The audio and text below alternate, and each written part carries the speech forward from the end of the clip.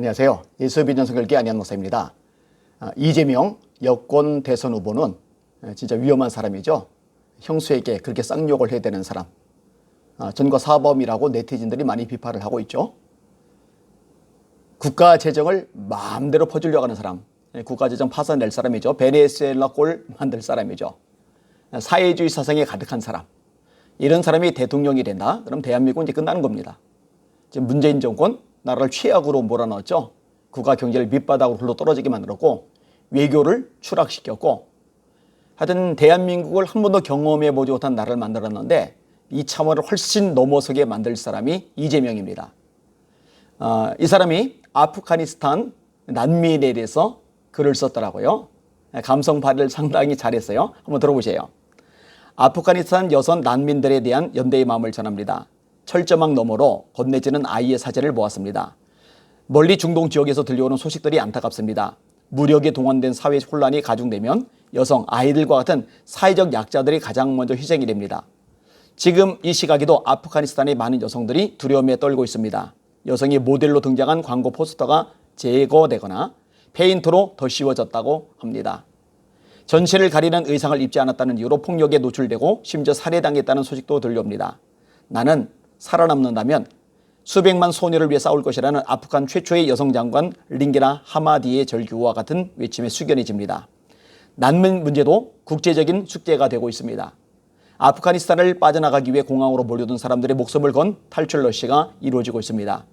겨우 빠져나와 살아남는 아이도 국제 난민이 되어 다시 생존 문제에 직면합니다. 다행히 국내 시민단체와 아프가니스탄 여성 인권과 난민 문제 해결을 위한 국제 NGO의 연대 움직임이 가시화되고 있습니다.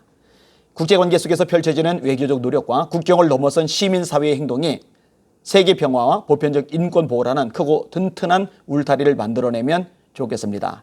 세계 평화 단골 메뉴 나오죠. 인권 단골 메뉴 나오죠. 앞으로 크고 작은 문제들이 계속 우리 사회와 정부의 선택을 요구할 것입니다. 인권과 세계 평화, 성별, 종교, 사상 등에 대한 차별금지 또 나왔죠. 생명 존중, 폭력과 억압으로 유린되는 기본권 보호라는 원칙을 지키며 공동체 의식이 발휘되길 희망합니다. 올 2월 군부 쿠데타가 발생한 미얀마에 이어 아프가니스탄까지 세계 곳곳 분쟁 현장에서 발생하는 무고한 사람들의 희생이 가슴 아픕니다. 멀리서나마 심각한 위험에 노출된 아프가니스탄 여성과 난민에 대한 연대의 뜻을 전합니다. 제가 처음에 감성팔이라고 그랬죠. 쇼. 진짜로 잘합니다. 자, 왜 제가 쇼라고 말하느냐, 왜 제가 감성팔이라고 말하느냐 이유를 말씀드릴게요. 첫째로 북한 인권에 대해서 한마디라도 말해본 적 있습니까? 북한 여성들의 인권 유린에 대해서 한마디라도 목소리를 낸 적이 있습니까?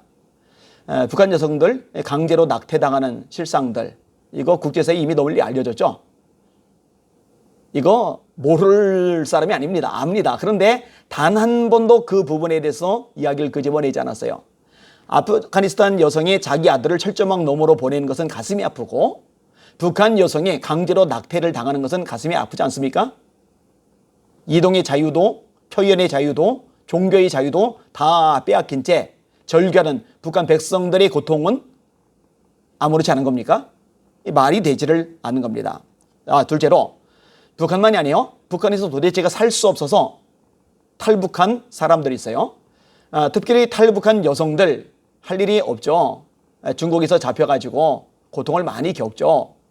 인신매매 당해가지고 인생의 밑바닥에서 고통을 참 많이 겪죠. 성매매 같은 거 하면서 힘들어하는 여성들이 얼마나 많습니까?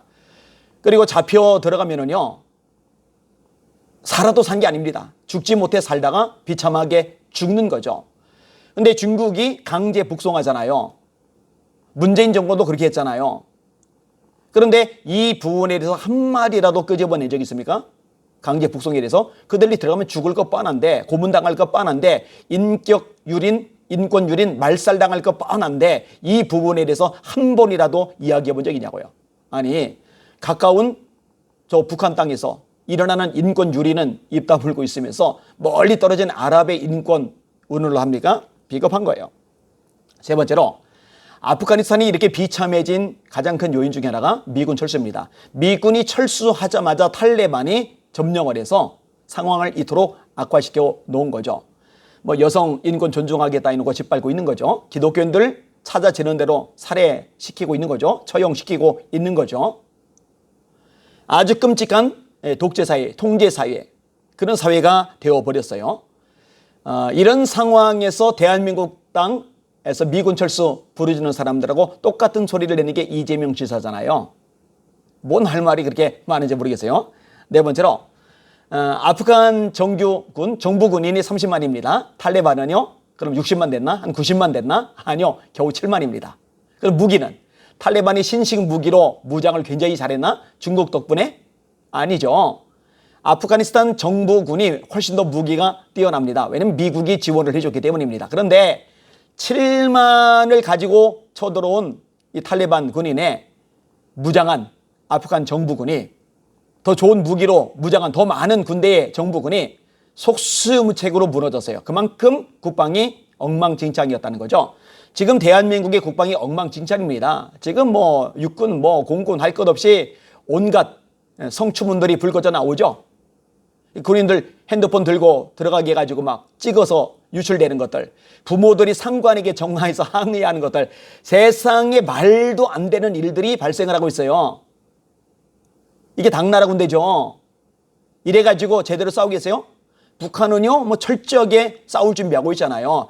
이런 상황에서 미군이 철수하고 북한군하고 남한군하고 제대로 붙는다면은 남한이 이 대한민국이 제대로 대응이나 할 수 있을까?